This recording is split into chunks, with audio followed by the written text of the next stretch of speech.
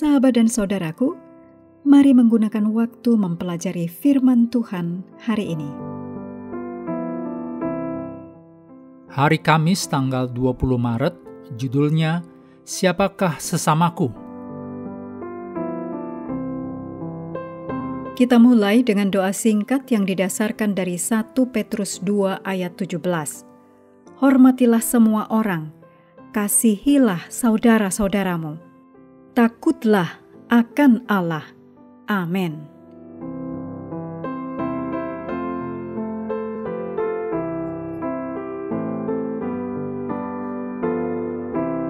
Dalam catatan Injil Lukas, tepat setelah Yesus menyatakan dua perintah terbesar, yaitu kasih kepada Allah dan kasih terhadap sesama, seorang ahli Taurat yang ingin membenarkan dirinya, orang itu berkata kepada Yesus, "Dan siapakah sesamaku manusia?" Ditulis dalam Lukas 10 ayat 29. Menanggapi hal ini, Yesus menceritakan perumpamaan yang sangat mencengangkan tentang orang Samaria yang murah hati. Perumpamaan orang Samaria yang murah hati dalam Lukas 10 ayat 25-37. Perikop ini mengatakan sehubungan dengan seruan para nabi tentang belas kasihan dan keadilan, serta jenis ketidakadilan yang dilakukan oleh berbagai kelompok masyarakat terhadap orang lain sepanjang sejarah manusia. Yesus tidak hanya berbicara tentang keadilan. Yesus datang untuk membawa keadilan itu.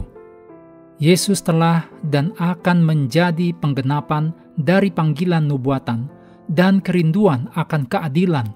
Ditulis dalam Lukas 4 ayat 16-21, dalam terang Yesaya 61 ayat 1 dan 2. Yesus adalah dambaan semua bangsa, khususnya mereka yang menyadari kebutuhan mereka akan kelepasan.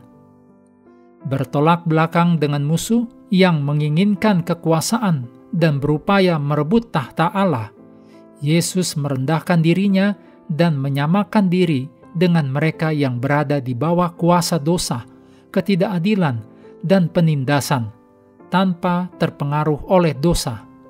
Dan Yesus mengalahkan musuh dengan memberikan dirinya dalam kasih demi menegakkan keadilan sebagai seorang yang maha adil dan yang membenarkan semua orang yang percaya. Kita tidak dapat mengaku menaruh perhatian terhadap hukum yang harus ditegakkan melalui kematian Kristus jika kita tidak peduli terhadap apa yang Kristus sebut sebagai hal-hal yang terpenting dalam hukum. Mazmur 9 ayat 9 dan 10 menyatakan, "Dialah yang menghakimi dunia dengan keadilan dan mengadili bangsa-bangsa dengan kebenaran." Tuhan adalah tempat perlindungan bagi orang yang terinjak, tempat perlindungan pada waktu kesesakan.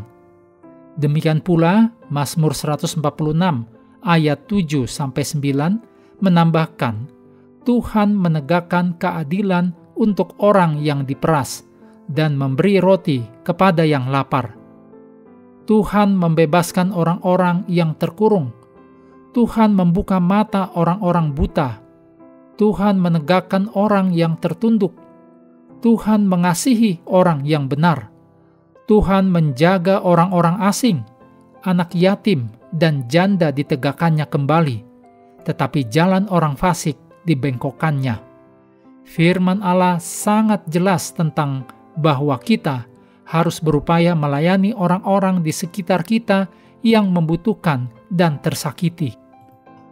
Apakah yang dapat kita pelajari dari kehidupan dan pelayanan Yesus mengenai menjangkau mereka yang membutuhkan?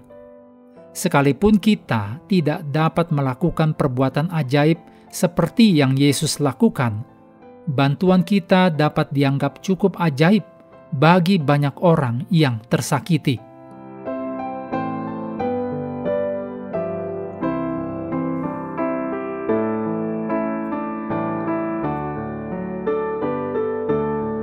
Mengakhiri pelajaran hari ini, mari kembali ke ayat inti 1 Yohanes 4 ayat 20. Jikalau seorang berkata, "Aku mengasihi Allah," dan ia membenci saudaranya, maka ia adalah pendusta.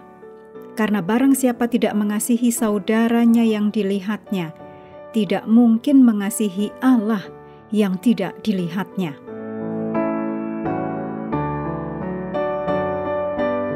Sahabat juga perlu melengkapi waktu untuk bersekutu dengan Tuhan setiap hari dengan bacaan Alkitab sedunia. Percayalah kepada nabi-nabinya yang melanjutkan dari 1 Yohanes pasal 3. Tuhan memberkati kita semua.